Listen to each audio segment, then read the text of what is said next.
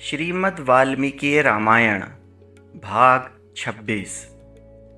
दोस्तों, अभी तक आपने जाना किस प्रकार श्री रामचंद्र जी ने माता कौसल्या एवं भाई लक्ष्मण के सामने देव को बलवान बताया तथा संसार के समस्त प्राणियों को देव के अधीन बताया। किंतु भावनावश श्री लक्ष्मण ने देव का खंडन किया और श्री राम को सर्वसमर्थ बताते हुए पुरुषार्थ को ही सर्वोपरि बताया। किंतु श्री राम ने वापस लक्ष्मण को समझाया और देव को ही सर्वसमर्थ बताकर अपने आप को उसके अधीन बताया। माता कौसल्या के अत्यधिक विलाप करने पर श्री राम ने माता को नारी धर्म समझाकर अयोध्या में ही रहना उनके लिए हितकर बताया। दोस्तों, श्री राम कथा के द्वारा अत्यंत गूढ़ बातों को भी आसानी से समझा जा सकता है। हम साधारण मनुष्य भी इन बातों को समझें तथा इन्हें अपने जीवन में उतारें। आइए अब आगे श्री राम कथा का आनंद लेते हैं। षड्विंशः सर्गः। श्री राम को उदास देखकर सीता का उनसे इसका कारण पूछना और श्री राम का पिता की आज्ञा से वन में जाने का निश्चय बताते हुए सीता को घर में रहने के लिए समझाना।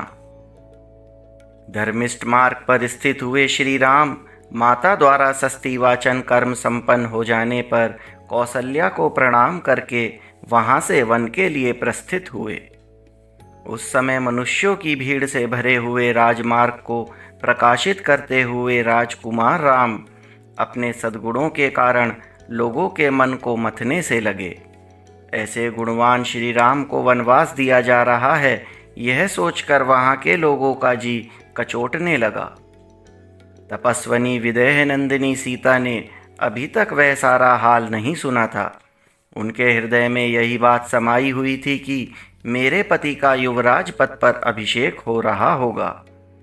विदेह राजकुमारी सीता सामयिक कर्तव्यों तथा राजधर्मों को जानती थी, अतः देवताओं की पूजा करके प्रसन्न चित्त से श्री राम के आगमन की प्रतीक्षा कर रही थी।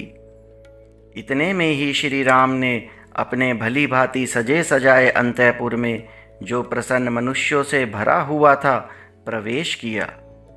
उस समय लज्जा से उनका मुख कुछ नीचा हो रहा था। सीता उन्हें देखते ही आसन से उठकर खड़ी हो गईं।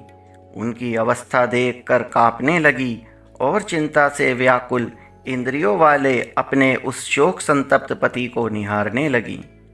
धर्मात्मा श्री राम सीता को देखकर अपने मानसिक शोक का वेग सहन न कर सके, अतः उनका वह शोक प्रकट हो गया। उनका मुख उदास हो गया था, उनके अंगों से पसीना निकल रहा था। वे अपने शोक को दबाए रखने में असमर्थ हो गए थे। उन्हें इस अवस्था में देख सीता दुख से संतप्त हो उठीं और बोली, प्रभु, इस समय यह आपकी कैसी दशा है? रघुनंदन, आज बृहस्पति देवता संबंधी मंगलमय पुष्य नक्षत्र है, जो अभिषेक के योग्य है।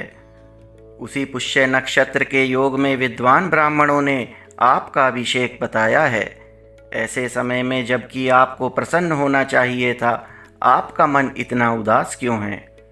मैं देखती हूँ इस समय आपका मनोहर मुख जल के फेन के समान उज्ज्वल तथा 100 तीलियों वाले श्वेत छत्र से आच्छादित नहीं है, अतएव अधिक शोभा नहीं पा रहा है। कमल जैसे सुंदर नेत्र धारण करने वाले आपके इस मुख पर चंद्रमा और हंस के समान श्वेत वर्ण वाले 2 श्रेष्ठ चंवरों द्वारा हवा नहीं की जा रही है। नरश्रेष्ठ प्रवचन कुशलवंदी सूत और मागध जन आज अत्यंत प्रसन्न हो अपने मांगलिक वचनों द्वारा आपकी स्तुति करते नहीं दिखाई देते हैं। वेदों के पारंगत विद्वान ब्राह्मणों ने आज मूर्धाभिषिक्त हुए आपके मस्तक पर तीर्थोदक मिश्रित मधु और दधि का विधि पूर्वक अभिषेक नहीं किया। मंत्री, सेनापति आदि सारी प्रकृतियां वस्त्राभूषणों से विभूषित मुख्य मुख्य सेठ, साहूकार तथा नगर और जनपद के लोग आज आपके पीछे पीछे चलने की इच्छा नहीं कर रहे हैं। इसका क्या कारण है? सुनहरे साजबाग से सजे हुए 4 वेगशाली घोड़ों से जुता हुआ श्रेष्ठ पुष्परथ, पुष्पभूषित केवल भ्रमणोपयोगी रथ आज आपके आगे आगे क्यों नहीं चल रहा है?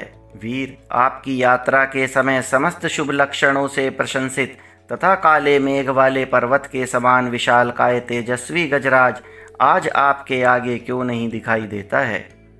आज आपके स्वर्ण जटित भद्रासन को सादर हाथ में लेकर अग्रगामी सेवक आगे जाता क्यों नहीं दिखाई देता है?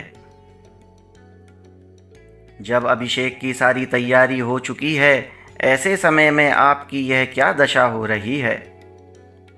आपके मुख की कांति उड़ गई है, ऐसा पहले कभी नहीं हुआ था। आपके चेहरे पर प्रसन्नता का कोई चिन्ह दिखाई नहीं देता है, इसका क्या कारण है? इस प्रकार विलाप करती हुई सीता से रघुनंदन श्री राम ने कहा, सीते, आज पूज्य पिताजी मुझे वन में भेज रहे हैं। महान कुल में उत्पन्न धर्म को जानने वाली तथा धर्मपरायणे जनक नंदिनी, जिस कारण यह वनवास आज मुझे प्राप्त हुआ है वह क्रमशः बताता हूँ, सुनो। मेरे सत्य प्रतिज्ञ पिता महाराज दशरथ ने माता केकई को पहले कभी 2 वर दिए थे। इधर जब महाराज के उद्योग से मेरे राज्य अभिषेक की तैयारी होने लगी, तब केकई ने उस वरदान की प्रतिज्ञा को याद दिलाया और महाराज को धर्मतः अपने काबू में कर लिया।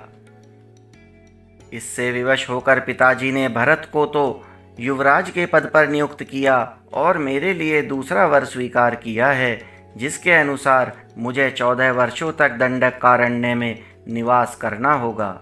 इस समय मैं निर्जन वन में जाने के लिए प्रस्थान कर चुका हूँ और तुमसे मिलने के लिए यहाँ आया हूँ।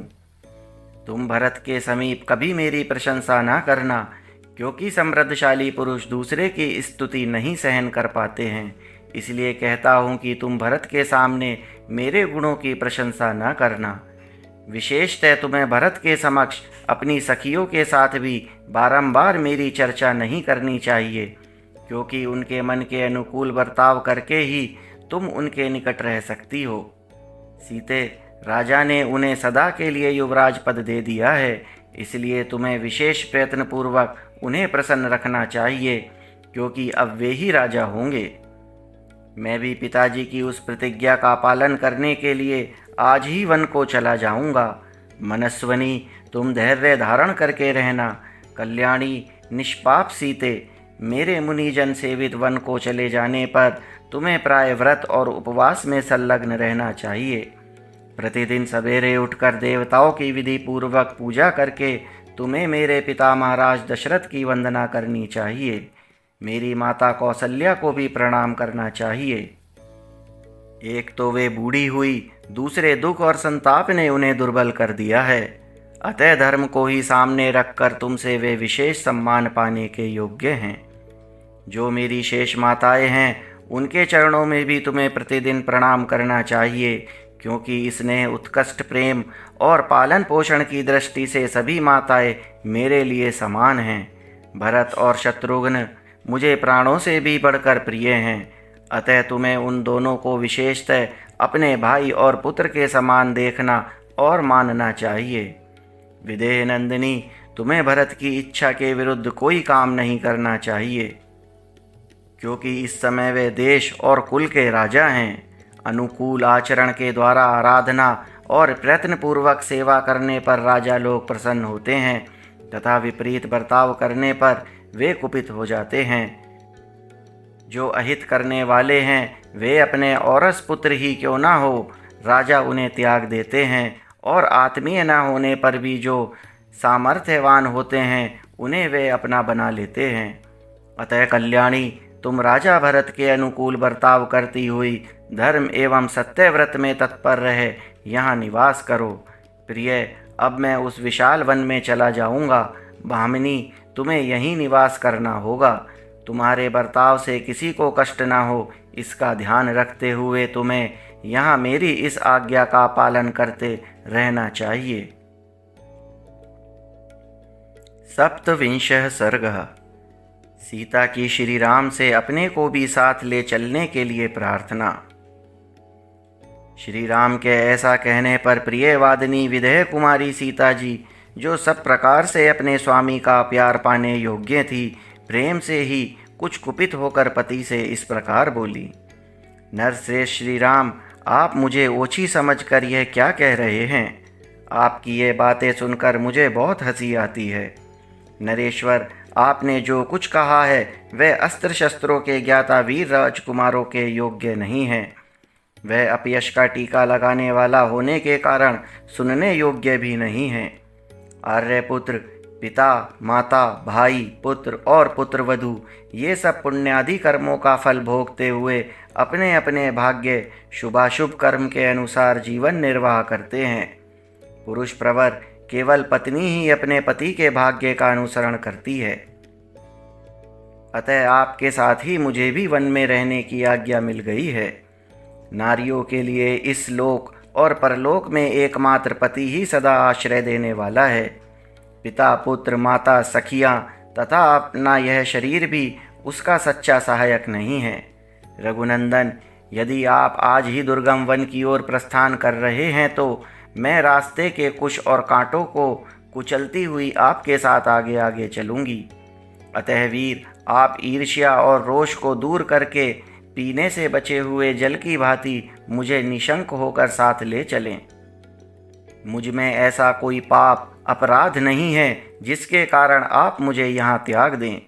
ऊंचे ऊंचे महलों में रहना, विमानों पर चढ़कर घूमना अथवा अणिमा आदि सिद्धियों के द्वारा आकाश में विचरना, इन सब की अपेक्षा स्त्री के लिए सभी अवस्थाओं में पति के चरणों की छाया में रहना विशेष महत्व रखता है।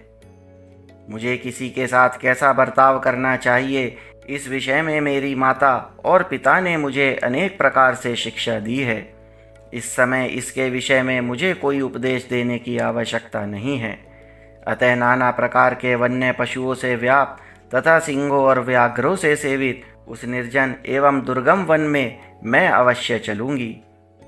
मैं तो जैसे अपने पिता के घर में रहती थी, उसी प्रकार उस वन में भी सुखपूर्वक निवास करूँगी। वहाँ तीनों लोकों के ऐश्वर्य को भी कुछ न समझती हुई मैं सदा पतिव्रत धर्म का चिंतन करती हुई आपकी सेवा में लगी रहूँगी।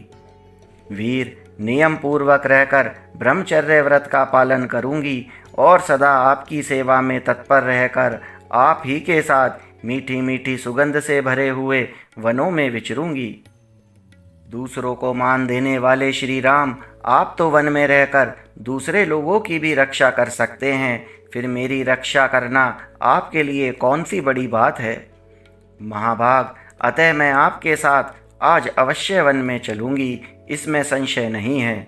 मैं हर तरह चलने को तैयार हूँ, मुझे किसी तरह भी रोका नहीं जा सकता। वहाँ चलकर मैं आपको कोई कष्ट नहीं दूंगी, सदा आपके साथ रहूँगी और प्रतिदिन फल मूल खाकर ही निर्वाह करूँगी। मेरे इस कथन में किसी प्रकार के संदेह के लिए स्थान नहीं है।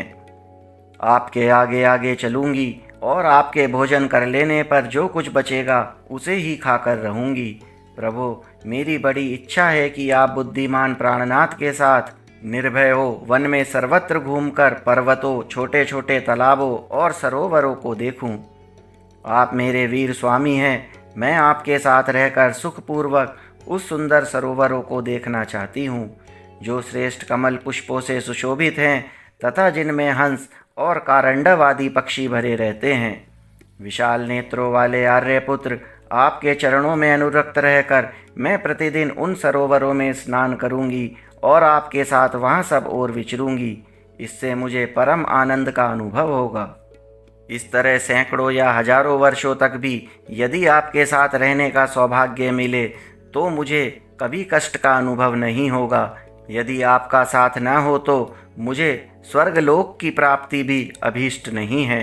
पुरुष सिंह रघुनंदन, आपके बिना यदि मुझे स्वर्गलोक का निवास भी मिल रहा हो तो वह मेरे लिए रुचिकर नहीं हो सकता। मैं उसे लेना नहीं चाहूँगी। प्राणनाथ, अतः उस अत्यंत दुर्गम वन में जहाँ सहस्त्रों मृग, वानर और हाथी निवास करते हैं मैं अवश्य चलूँगी और आपके ही चरणों की सेवा में रहकर आपके अनुकूल चलती हुई उस वन में उसी तरह सुख से रहूँगी जैसे पिता के घर में रहा करती थी। मेरे हृदय का संपूर्ण प्रेम एकमात्र आपको ही अर्पित है। आपके सिवा और कहीं मेरा मन नहीं जाता। यदि आपसे वियोग हुआ तो निश्चय ही मेरी मृत्यु हो जाएगी।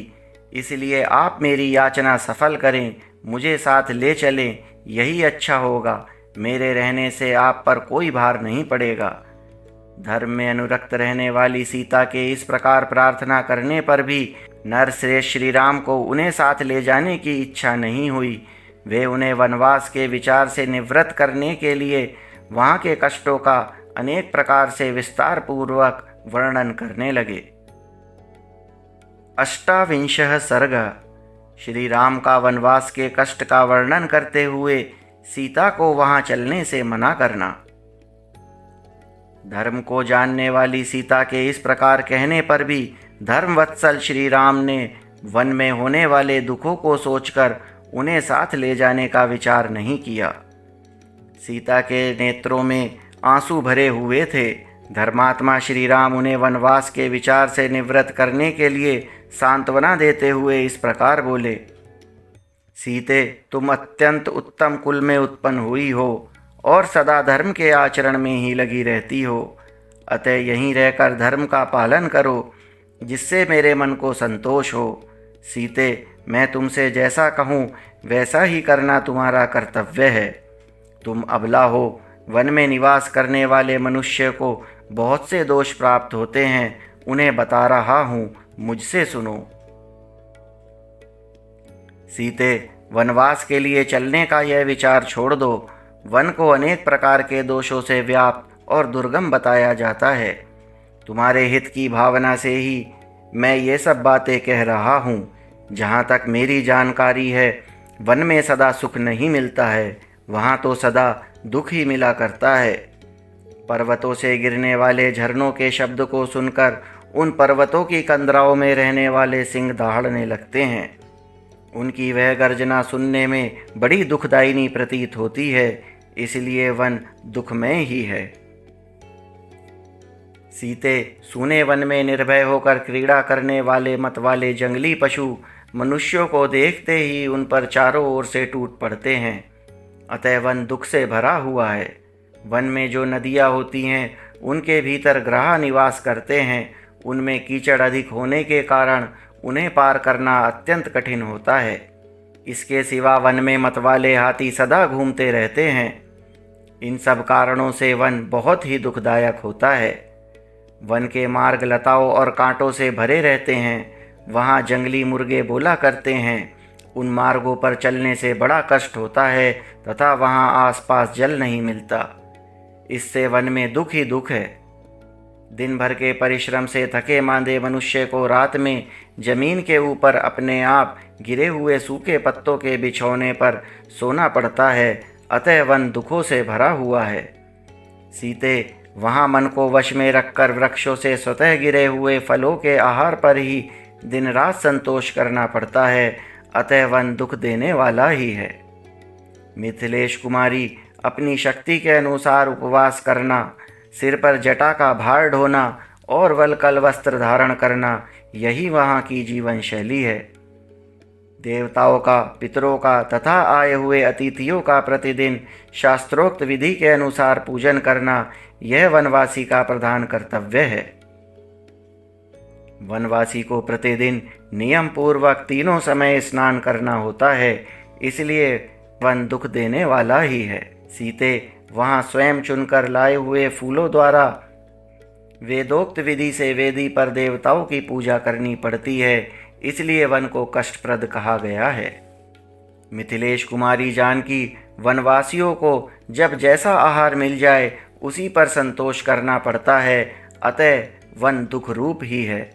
वन में प्रचंड आंधी, घोर अंधकार, प्रतिदिन भूख का कष्ट और भी बड़े बड़े भय प्राप्त होते हैं। अतः वन अत्यंत कष्टप्रद है। भामिनी, वहाँ बहुत से पहाड़ी सर्प जो अनेक प्रकार के रूप वाले होते हैं, दर्पवश बीच रास्ते में विचरते रहते हैं। अतः वन अत्यंत कष्टदायक है।